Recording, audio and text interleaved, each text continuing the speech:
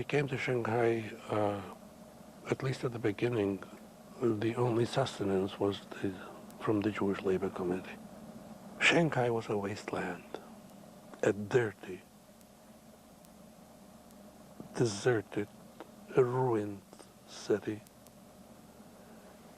The international settlement, the center of the city, and the French concession were more or less like a big city. But you turned into a side street and you saw what happened. And this was still from the time of the war between China and Japan. Medical conditions, hygienic conditions were terrible. The Polish group,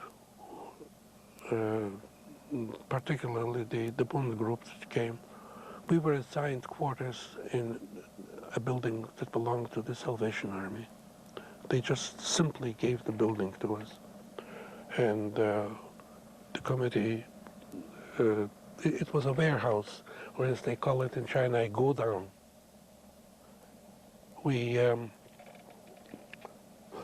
divided this into little rooms. A room like this would be enough for 6 people. We would stay like that.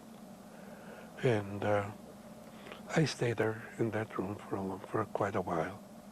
Things were rationed, bread was rationed. There was no milk. There was no onions. People got sick. There was no onion. There were no onions. Onions were the price of gold. There was no butter, no fat.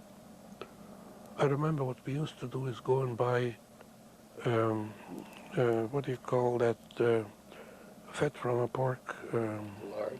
Lard, and boil it to have something to put on the bread. But it was horrible. It tasted horrible, so we had no onions to put in. So I remember a Chinese woman told us, put in an apple. And apples were available. We put in apples and it became edible.